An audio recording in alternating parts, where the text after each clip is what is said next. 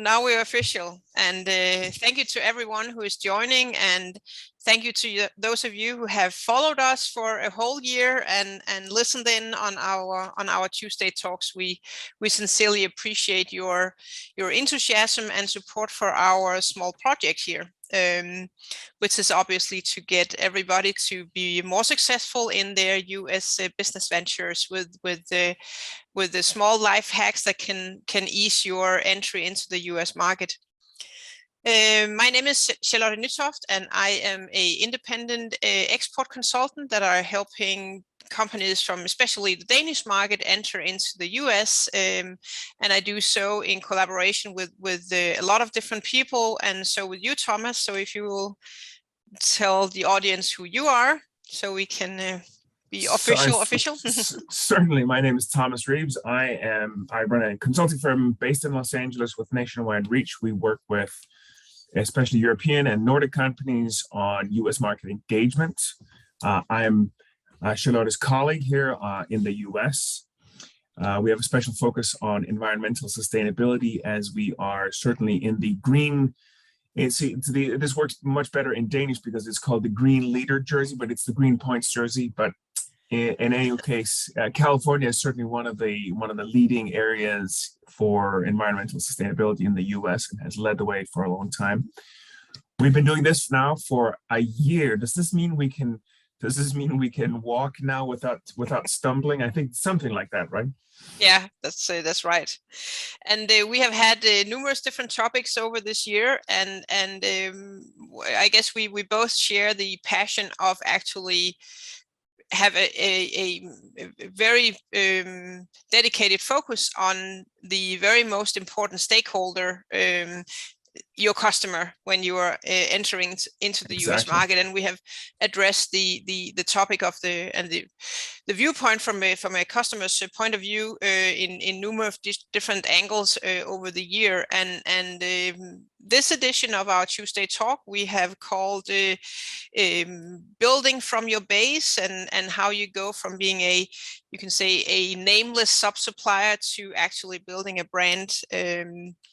And why is that actually important, Thomas? What is your few words on that? Well, one of the things is if you do have a brand, if it is recognized, even if that recognition is within a limited, a smaller section, you don't have to be Apple before you're a brand, but having a brand, being able to have a shortcut really to be recognized for the values that you represent, the quality, and the things that are important to you as a company, that the things that you want to communicate to your customers. It also enables existing customers to say, well, hey, listen, we use this company and this is what they stand for. And that's one of the things that's most important in a brand to me. I just read a really interesting piece in the New York Times yesterday about Amazon and a lot of the things that people don't know about Amazon and some of these third-party sellers that people make assumptions on because it has a name there that Amazon must have vetted them, and there must be some sort of brand behind them. But that's equity that you have to build with your customers and in the broader community. Exactly. And I think we've also seen a you can say a development over the past 4-5 years, where actually customers are taking a much, you can say, harsher stand on who they actually want to engage with. That Absolutely. We didn't see that like 10 years ago, that your customers are super interested in who you are and what your values are, and also what you stand for, and all this good stuff. And that even goes for these sub-suppliers that in an industrial setting in previous times have been used to just being a no-name supplier. They were delivering a whatever widget, a gadget that were built into something and performed whatever.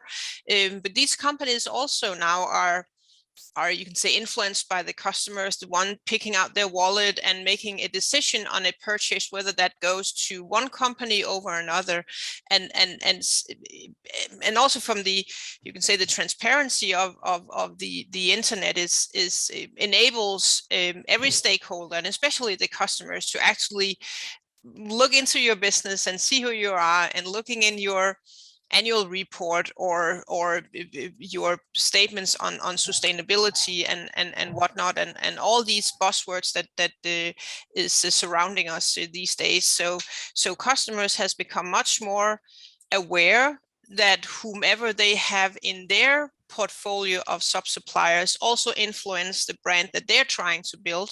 So they want to really make sure that they have made their due diligence on the customers, and also, sorry, the vendors and the sub-suppliers that they invite into their business. So that has definitely, that landscape have changed just Yes, most definitely. the past 3 years, I would say. So, and it's interesting because, you know, my parents used to always say that the friends that you keep say something about who you are, and it's sort of the same thing. I mean, if you hang around with bullies, well, that doesn't say anything good about you, for sure. Right. But it's like that with you know, with the companies that you supply or with the companies that you work with, is they're taking a much deeper look at, and it's become much more important also for larger companies. I mean, certainly there have been things over the years where large companies have faced scandals of varying severity over you know, having been identified as using child labor or other sort of exploitative means in their supply chain. Yeah. Where in years past they were able to shy away from these things. It's becoming increasingly important that the values that the sort of the end brand or the larger context in which you operate, it's much more valuable and much more important now that you not just say that you espouse those same values, but that you demonstrate it by you know, by how you operate. But having established that brand, it's also important to maintain it. And, you know, one of the things that we've seen a lot in recent years is people really getting in front of, like, okay, well, we didn't know this, that's terrible, we made a mistake, we're fixing it, and we're fixing it right now. Where in the past, I mean, you could have certainly ignored it for some length of time.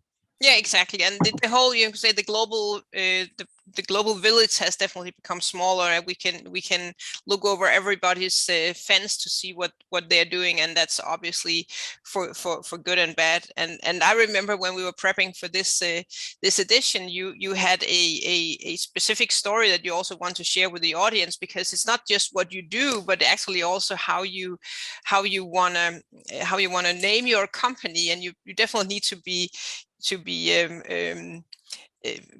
careful about, you know, the expectations that you set just by naming your company giving your company a certain name. And I recall you talked about the honest company, Thomas. Yes. So, and that obviously, if you call your company the honest company, that puts the bar pretty high up there. So there you definitely need to be a very have your path very clean. So remind me again, what was the story about the honest company?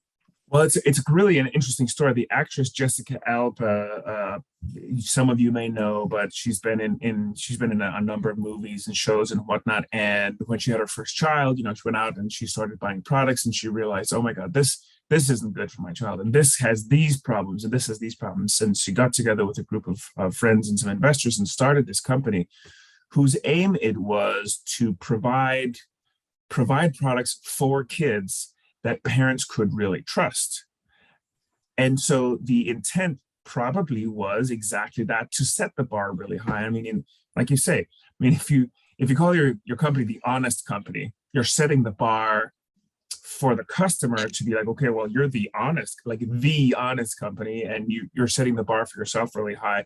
And it turns out, down the way, as they started expanding, they ran into some problems where some of their products did in fact have either chemicals or other things in them And initially their response to that was not what one would have expected from a company with such a lofty name. Mm. And so they ran into some headwinds. I had this conversation with them at one point where I was saying, like, well, listen, you guys should really go to Europe because Europe has higher standards, like by law require that you need to meet these standards. A lot of chemicals and things that you can't have in products you sell to kids. They initially said they didn't have time. I'm pretty sure they now are in Europe as well. But being able to sell to parents on, hey, listen, we exceed the very high European standards on products that we sell in the US would have gone very well in line with being the honest company. But there were some questions about how honest and how much they lived up to their own standards. Yeah. I think they moved past that by now, but that is a very high standard to set. Yeah, so definitely you need to be careful about your name and what name you give your company. But I think actually now we usually talk to see this what we talk to our audience about is you can say it obviously is for every company, but it's particular for the Nordic companies, the Danish companies going into the United States. And I think also by really digging out these stories and by dusting off the values that you anyway have, you really are ahead of the competition in the United States. Yes.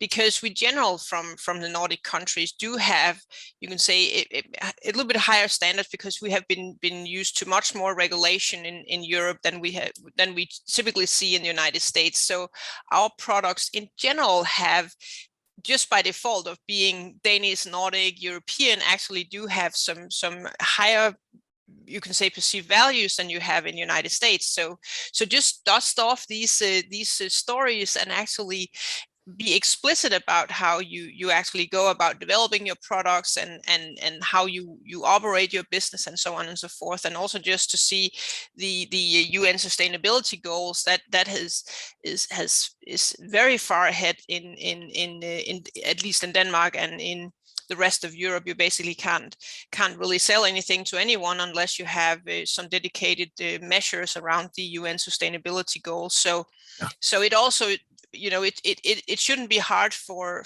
Nordic and Danish companies to actually create this brand story, the value, not the value proposition on the product, but talk about the values of your companies, because it's by default. It's what we have been worked on for decades and decades without even noticing that it was a thing, which it is now. So we're ahead of the competition when it comes to that. So because by the end of the day, it's all about. Go ahead. And no, I was going to say it's interesting that you say that, because one of the things that I find frequently is companies take a lot of things for granted.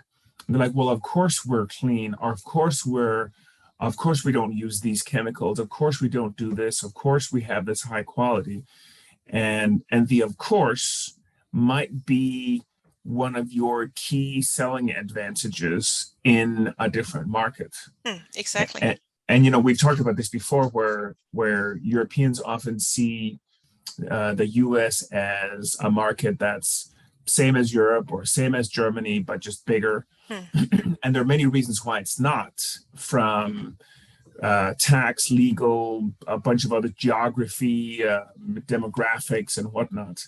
There are many reasons why it's not the same. But one of the things that's not the same is just the way that businesses are operated and the requirements on businesses. And some of these requirements, even if it's not like, well, this isn't a value, that this isn't this isn't what we started a company with, this isn't a value that we espouse, this is just what we have to do. But in the just what we have to do, you might find a significant value that is incredibly valuable in connecting with the market and connecting with your clients, whether they're industrial or retail clients. And certainly we've had this discussion about children's clothing. And I know I had a conversation with a company in Denmark not too long ago where they make coloring that is entirely natural. And having worked in the clothing industry years ago, I know that coloring in clothing is definitely not always natural. So really think about what is it you do, how do you do it, and is that a differentiator, and is it something that you can use in your branding? Exactly, and it's all about communication, and I know that especially from the Danish market, we are not always the ones that are putting our best foot forward, or we don't really like to brag about our business and what we do, because like you say, it's of course we do so. We've done that for years, and it has the foundation under the company and so on and so forth. But you really need to see how you can take off that cap of and then actually go out and brag about your business, and in the context of the new market where you're entering, because that might be exactly the differentiator that sets you apart from the competition. So you can say undersell your companies and its values. And like we have also mentioned this example a few times before, the probably the best beer in the world. Yes. See, that is that is not something that we That's like in the United States. Top of mind with me right now. Exactly. Just exactly thinking about that. Yeah, exactly. So the time is over. You cannot avoid telling the world around you your high standards, because it is basically taken for granted. So you really got to go out and really also set your foot forward and really talk about how you are operating your business in a line with your products, of course, and the product's value proposition, but equally so with your company and your business and how you're operating, because that will be a key differentiating factor in the years to come. So being a no-name company, no-name brand with the hiding under in a line card of a distributor these days are really they are over. We got to put our foot forward and talk about how we have been contributing to transformations of one or the other kinds, and what stand we take in our business, and how we're talking into corporate social responsibility, and even if we don't consider it a corporate social responsibility with some key measures, then we definitely need to look at our business from the outside and see what we can drag out, and how we can actually position ourselves using these different parameters. So, yeah, and it's a way of standing out. I mean, one of the things that we've talked about in the past was like Walmart called now what do you do? Yeah. And if you find yourself in that position where you're doing business with Walmart or Amazon or a large company, and you feel like you are just a small cog, and it's sort of insignificant in the context, this is also a valuable tool to build and expand beyond what may be an initial platform. Maybe you only have one customer in the US, and maybe you want to build beyond that. And one of the things, aside from perhaps doing business with Walmart and Amazon, but if you're doing business with one client in the US, you can also ask them, well, what was it about us that attracted you? What continues to attract you, and what do you find particularly attractive? What do you find that makes us stand out?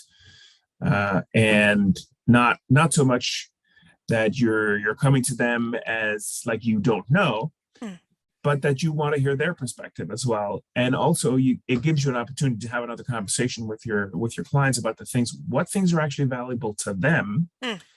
And of course, another thing that we've discussed in the past is the fact that despite the fact that many Europeans, including the British, speak English pretty well, they definitely don't understand the Americans. I mean, even the Brits and the Americans that's supposed to speak the same language really don't understand each other.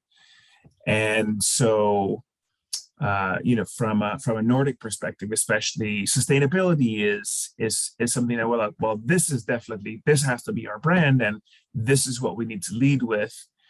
And it turns out that although sustainability is important in a lot of different contexts, that might not be the sort of the lead part of this, might not be the leading edge of your brand in the US. It's probably a part of it, and it's probably valuable, but there may be other reasons why, there may be other things that you should lead with. Mm. rather than sustainability. But very interesting anyway. Exactly, because you can actually say, if you take the good old value proposition canvas, and there is these things that are the must-haves when you see what type of job is my product gonna solve, what is the key duties of my customer, and how is my product or service solving this problem.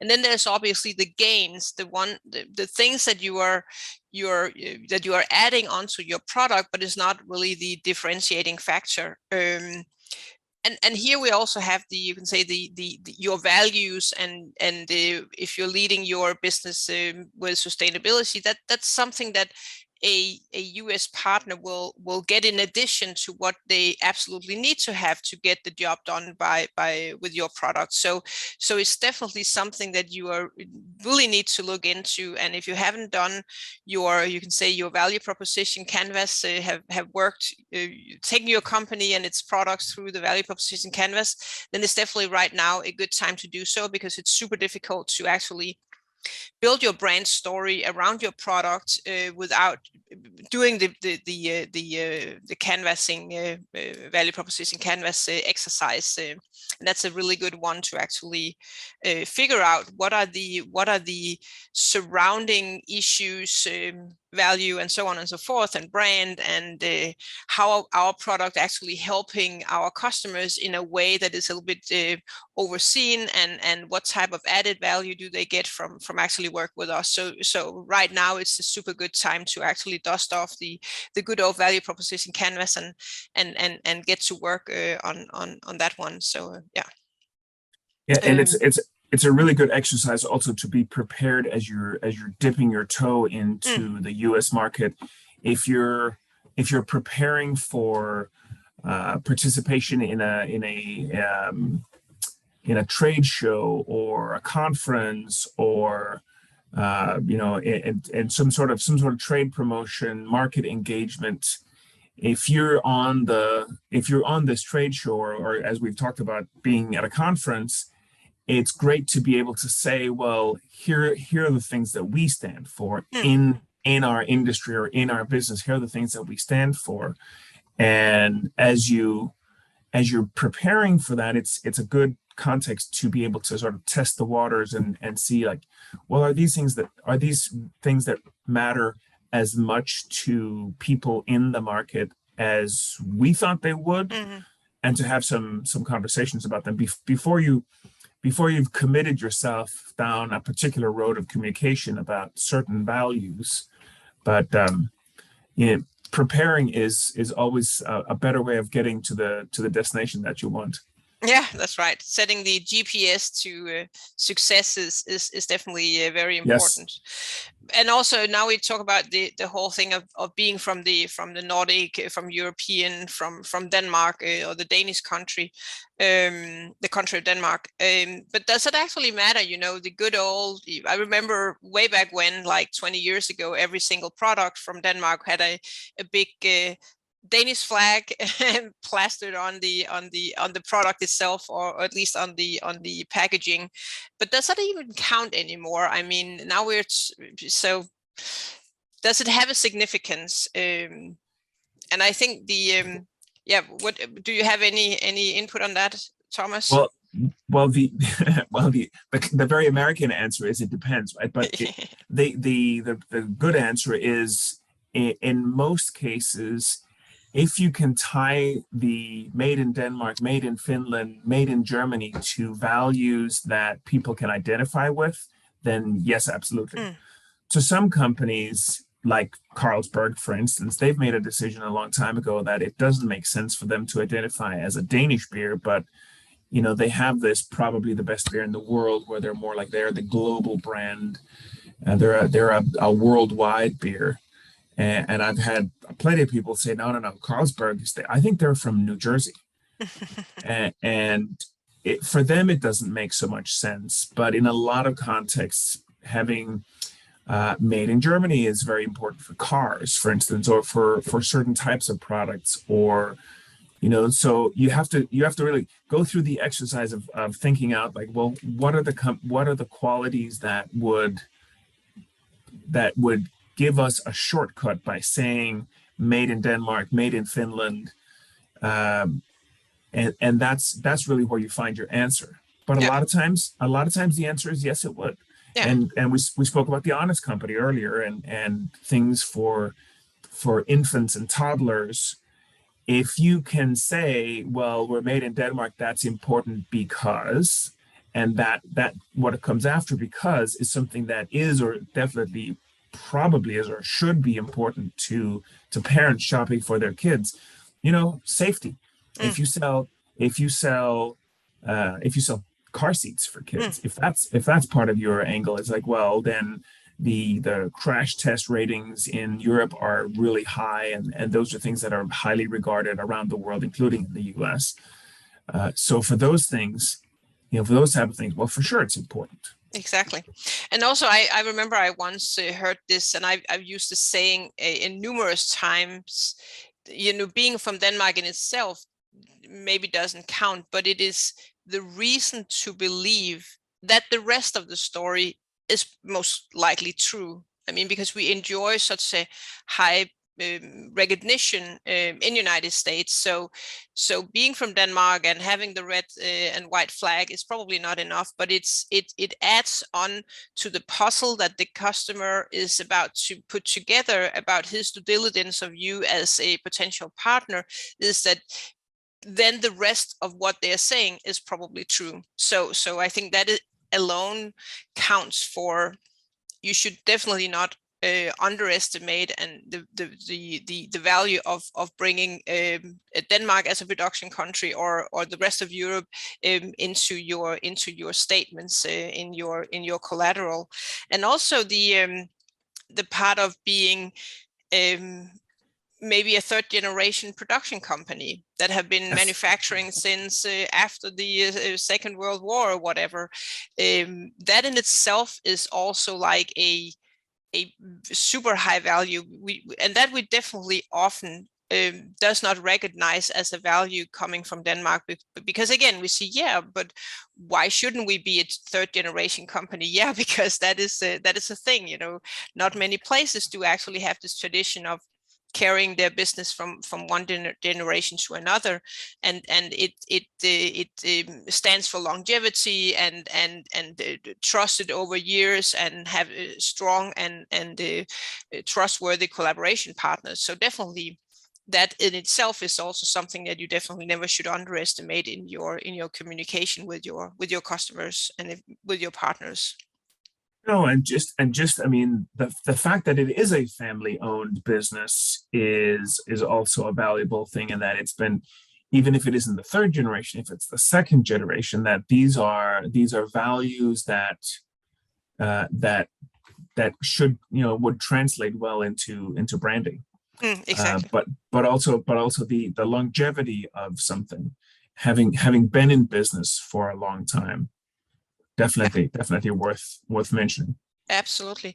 And I think also browsing through, you can say, thousands and thousands of websites over the years, I have come to recognize, and that's definitely where the companies from Denmark and Europe can learn something, because in United States, it's often the About Us page is a lot about this personal journey, the reason why this company was founded by its founder, that experienced this void in the market and set out to actually make better products, or was looking for something herself and couldn't find it in the marketplace right now, and took the stand to actually make a better product and contribute to XYZ down the line. So that whole story is definitely very valuable, that it's coming, and that is even easier to justify when you're in a family-owned business and in second or third generation. So definitely don't underestimate the value and the emphasis on that. And one thing also is to make sure you follow it up, because if you say, like, for instance, yes, we're made in Europe, we're made somewhere in Europe, make sure you follow up and tell people why that's important. one thing that struck me a few years back was Scandinavian Airlines would say Scandinavia starts on departure or starts when you board the plane, but they didn't really explain anywhere what does that in fact mean. And so it's if you're going to use things like that if you're going to use things sort of outside of yourself, outside of your product or what you do, you got to have at least sort of a direction for people to follow where they understand what the shortcut means if they don't understand it immediately. Exactly. Yeah, that is where you really got to, you can say, we're talking about a lot about greenwashing right now. Don't tell people that you are having sustainable solutions if they in fact are not sustainable, like The Honest Company. And also don't value wash your company. Don't talk about values that you then, that's not anchored in your organization and is not experience from your collaboration partner throughout the collaboration with you and your team. So definitely make sure it's not something that is just in the glossy catalog and annual report that is on the shelf somewhere. It makes sure that it's actually anchored and is lived by your employees and the ones that are actually in everyday contact with your customers, your dealers, your vendors, the whole list of stakeholders that are in an interaction with your company. You bring up an important point, by the way, in terms of the employees, because one of the things, of course, one of the things that's important as you grow your presence in the US, even if you just have a few employees, it's important to communicate to them these values in a way that makes sense to them. And I've heard a variety of different stories sort of about how people communicate values. But of course, one thing that doesn't work is telling your new employees or your new colleagues or partners in the US, telling them on day one, these are what our values are, and then you never mention them again.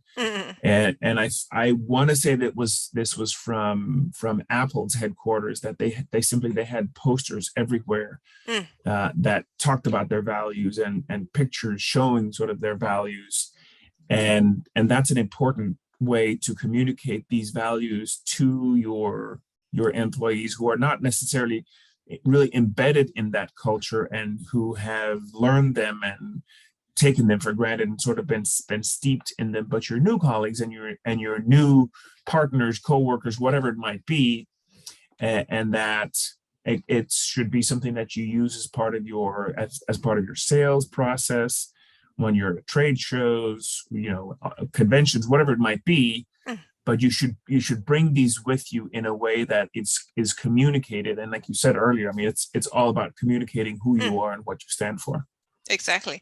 And definitely if you have a business where you have employees on the ground in the United States, definitely the $700,000, $900,000 airline ticket to bring these people on a regular trip back to Denmark to actually be, or to Europe or wherever you're doing your business, to actually have them infused by the values of the third generation, second generation headquarter is absolutely a key and essential to the success of your company. But when you have, so another part of building your brand is also sort of kind of to protect your brand. And then exactly. Again, I go through numerous websites and again, when you're having your brand name as your corporation typically, and then you are having different types of products, and you are having multiple different types of models and so on and so forth.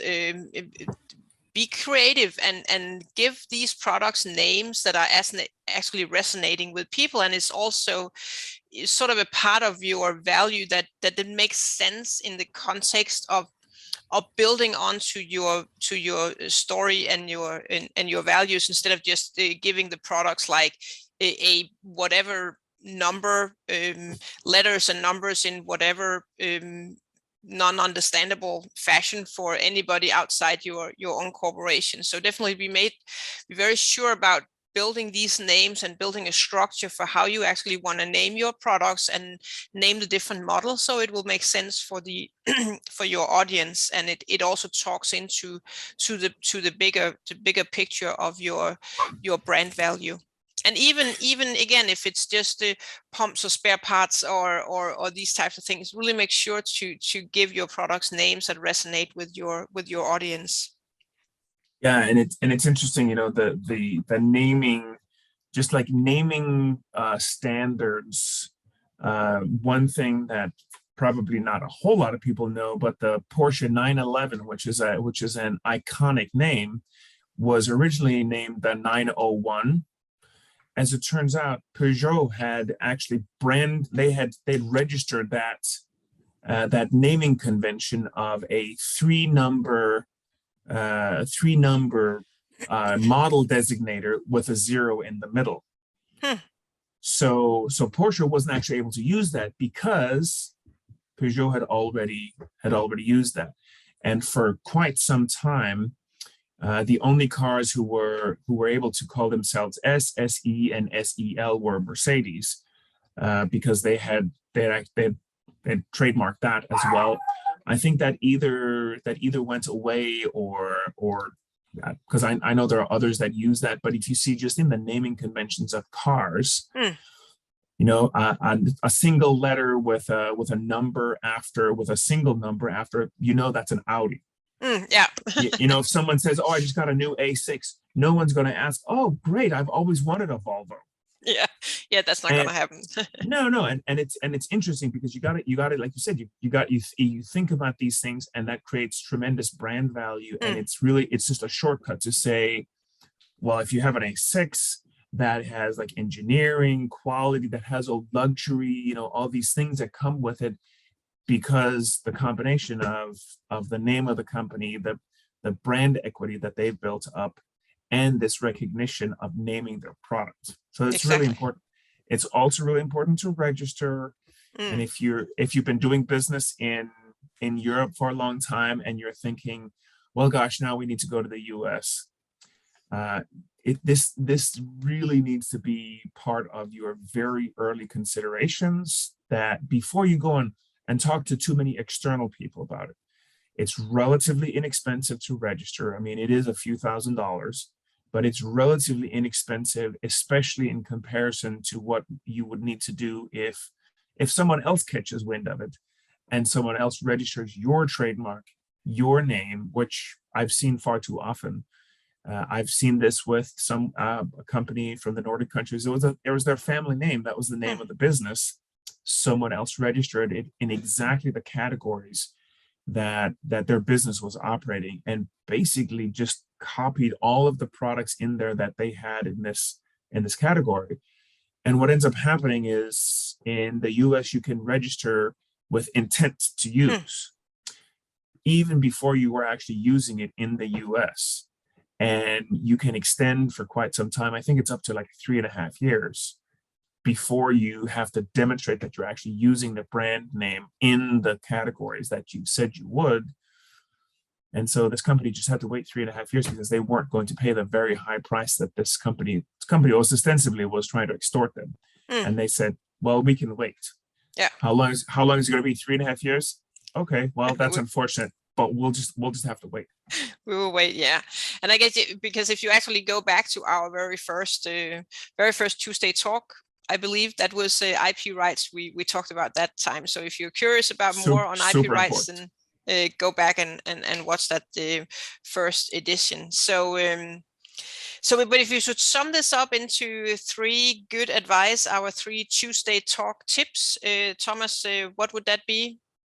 Well, the first one is understand how your company is, how your company's value is adding value to your customers. So what is it that you're doing? What is it that you maybe take for granted, but how do the values that you espouse in your company, how you make and design your products, how do they bring value to your customer?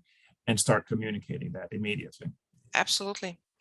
And then also use the Nordic story in your own company story about the values, and use you can say the reason to believe that the companies that you are working with, your customers, your partners, your distributors, your resellers, whomever, will actually have these gains and these added values just by working with you, because we have in general higher standards and I wouldn't say quality, but are more vigilant about our values in the Nordic countries compared to the United States. So that's a second. And then the third one, the last one, as I just mentioned, register, protect your rights. And of course, exactly, having registered your trademark, the most important thing is the most important tool that you can prevent other people from using your trademark. But it's an important signal also that you are willing to protect your trademark. Yeah. That your trademark, your name, your other, like, as I mentioned, these naming conventions for your models and whatnot, that these are things that are important to you, and that you are willing to stand up for them and protect the values that are inherent in your name and the products that you've named. Exactly. And I usually say, when companies say, yeah, we have registered our trademark, we're just not using the circle R. And I said, okay, guys, do you have an alarm at your home? Yeah, sure. Do you put a sticker in the window that the alarm guy gave you? And oh yeah, that's the most important. I say, exactly. So that is why that is the signal you want to send to the outside world. We care about our value and our brand, so don't mess with us. So we have everything under control. That's what you signal with the circle R being on all your collateral and the products and so on and so forth. So yeah, that's exactly right. Fantastic. I guess we are approaching the end of our anniversary edition of Tuesday Talk. It looks that way. Exactly. Thomas, it has always been a pleasure, and we will send out the recording to the people that attended and to those who couldn't be here. And and at the end of the recording, you can see Thomas and my own the contact information for us if you want to reach back and talk with us further. So we should be very happy to talk further with you guys. Thank you, Charlotte. It was a pleasure. As always. Rounding off our first year here is exciting. It is very exciting. I look forward to seeing you here in a month. In a month, yeah. Yep. For another year. for another year. For another exactly. year. For the second year here. Exactly. All right. Thanks. Have a wonderful day on the West Coast, and I will finish up here and go home. And have a wonderful evening in Europe. Thank you very much. Take care. Thanks. Bye. You too. Bye-bye.